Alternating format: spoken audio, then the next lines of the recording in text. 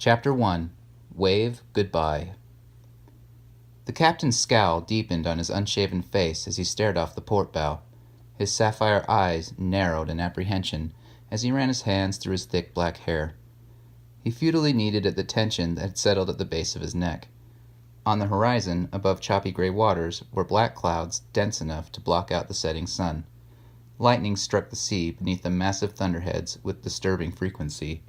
The flashes were made that much more haunting by the amount of time between the light and the sound that followed. The lapse was almost imperceptible. To James, they sounded like warning shots being fired at his ship, not like sounds of nature at all. James Darling had only been put in charge of his family's largest fishing ship, the Roger's Joy, within the last year. His father had been forced to retire because of a broken hip and had passed on the command of the ship, reluctantly, to James. He hadn't wanted to get the position that way. He knew he was more than capable of doing the job because he'd been working on a ship since he was a kid and knew everything there was to know. Everything except how to be in charge of people, especially difficult people, and he had plenty of those on the ship. He pulled the old watch his grandfather had given him out of his red windbreaker pocket and flipped it open. He didn't register the time it said, but checking the time had not been his intent in pulling it out. It was more like a nervous habit at this point. What he did take note of was the small family photo framed in the underside of the lid. He clicked it shut deftly when he realized that the photo was what he had wanted to see, not the time. Right at the moment, thoughts of his family were not comforting. It set him more on edge than he already was. That teeny picture, he knew, had the power to make him lose his nerve and turn the ship around right then and there if he let it. So he couldn't let it. Now, as he looked out at the impending storm, his insecurities seemed to be being whispered to him on the wind outside. This is a terrible decision, they seemed to hiss at him. He had seen many storms like this one, but in the past they had always been closer to shore, closer to help if needed. Here, with no land in view, there was no safety net. He knew that underestimating such distant clouds was foolish, and he was responsible for having them out there. He reprimanded himself for having volunteered his crew and their ship to their current mission.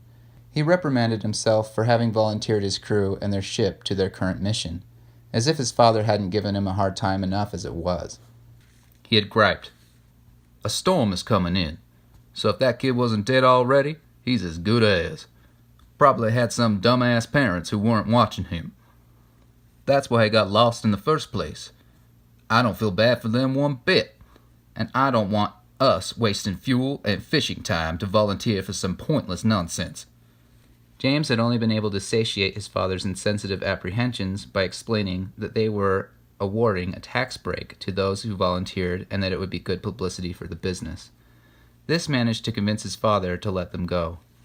James's real motive to volunteer their crew had come from repeating the phrase in his mind. "If it were one of my kids lost out here, I wouldn't give a crap if there was a storm or if 1,000,000 gallons of fuel went to waste looking."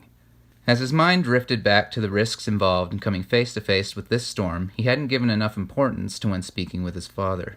He knew that had been a mistake. He could hear a bit of conversation from the other side of the cabin. "This is stupid. There ain't no way in hell we're going to find this kid after a week." James's expression changed from worry to disdainful annoyance as he recognized the speaker. Ian, useless son of a... He would have to do something about the shipmate's attitude. He would have to do something about this shipmate's attitude, bringing everyone down with his constant griping and contributing little. The ship skill-wise was just Ian's norm at this point. With a relentlessly heavy brow bone, stereotypical jock crew cut, and completely unwarranted confidence in every opinion he possessed, Ian was the sort of person who had relied heavily on his athleticism and looks to get him through high school. And true to form, he had been unpleasantly surprised when these characteristics hadn't carried him through college.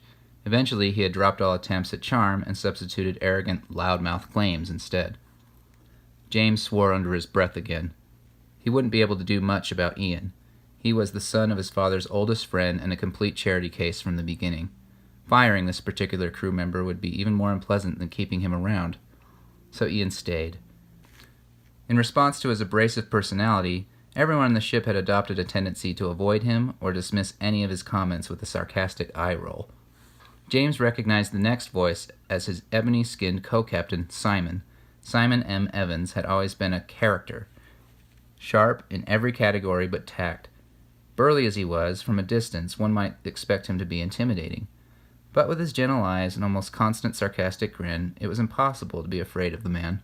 With his humor and unrelenting positivity, he had managed to convince the ship's medic, Angela, to go out with him, despite her stolid instance that she didn't date crew members. So much for that. They were coming up on their 3-year anniversary and had not once allowed their relationship to interfere with their work. Before he could help it, one corner of James's mouth twisted upward into a wry smile. He'd always been fond of Simon, but his next comment made James like him more than ever. In a voice drizzled with a teasing, sardonic tone, Simon said, "Ian, why the hell else did you volunteer for this crew if it hadn't been out here for the adventure of a storm? Just trying to get your ugly mug in the paper as a hero?" He clapped Ian on the shoulder, just a bit too hard for it to be an entirely friendly gesture. Ian brushed his hand away and twisted his face into a snarl that brought to mind an irate badger. "Well, no, not exactly. But, are you fucking kidding me? With a storm coming in, and it being the last search day we signed up for anyway? They're fixing to get us killed, too. These parts kill more people than I can count." James couldn't help but think that Ian's counting skills may very well be limited to his fingers and toes. Regardless, there was some truth in what he said about this place. Ian continued on his belligerent rant. "What's one more lost boy at this point anyway? They shouldn't be sending anyone out to look around here.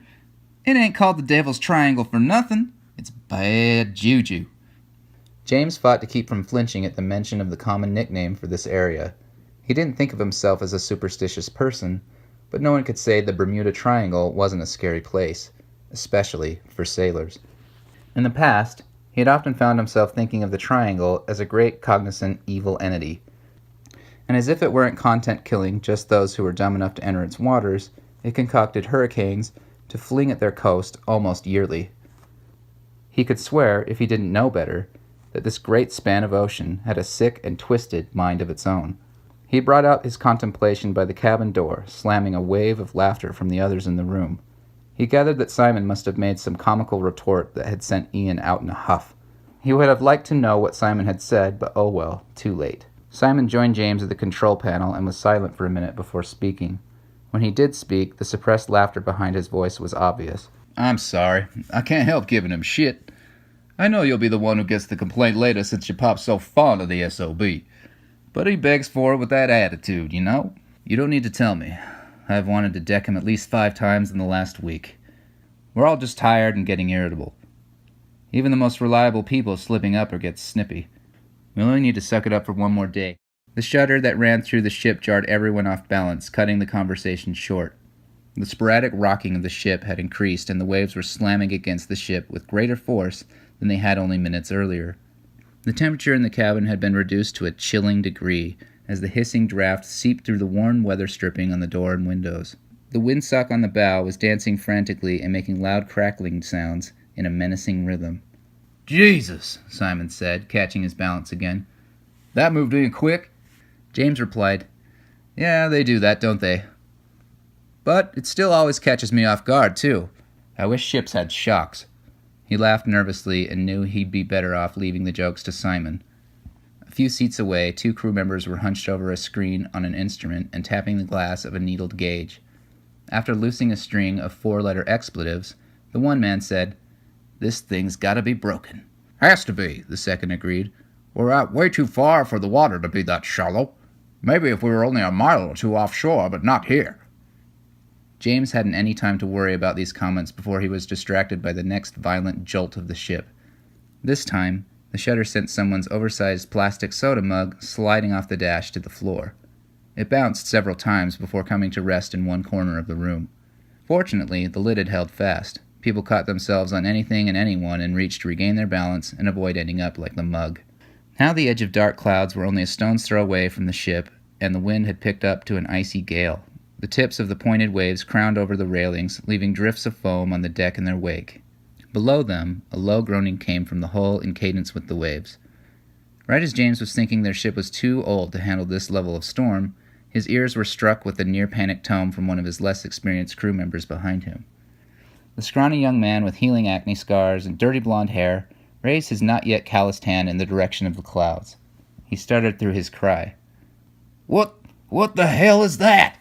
As he scanned ahead where the man was pointing, for a moment James didn't see what had made his crewman's face turn ghost white.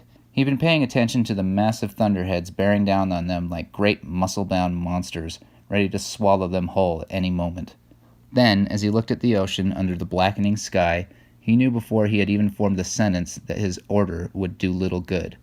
James hollered into the intercom, "Emergency! Turn port!"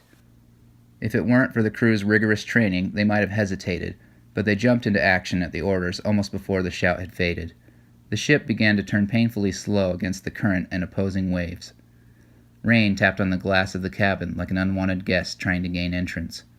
To the port side of the ship, a section of water at least 500 feet long was calmer than the rest and recoiling into itself, snake-like and as if preparing to strike.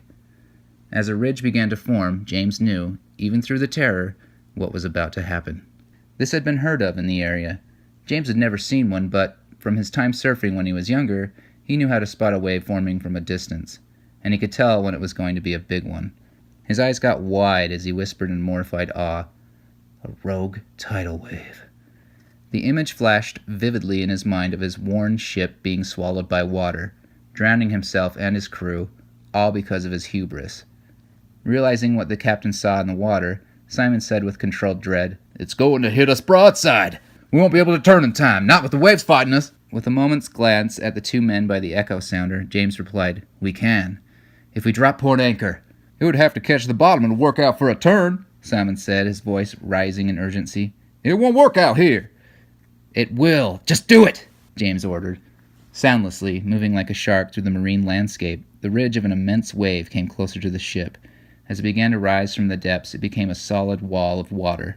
The anchor caught somewhere below them, and everyone was thrown sideways by the force as the ship swung left to face directly into a giant mass that was barreling toward them. James let out the breath he had been holding. At least the wave was going to hit them head-on now, and they might have a chance of not being rolled. But it was going to be rough. He only had the briefest instant to appreciate the miracle of the anchor catching him before he realized the mammoth wave was still growing. His heart jumped in his throat at the sight. Pushing fear from his mind, he watched the peak of the wave grow to the point where he had to look up to see the top. He gave one final order to the crew before it struck the ship and the lights went out. James clutched the intercom radio microphone with his white-knuckled hand and screamed into it, "Everyone, hold on!"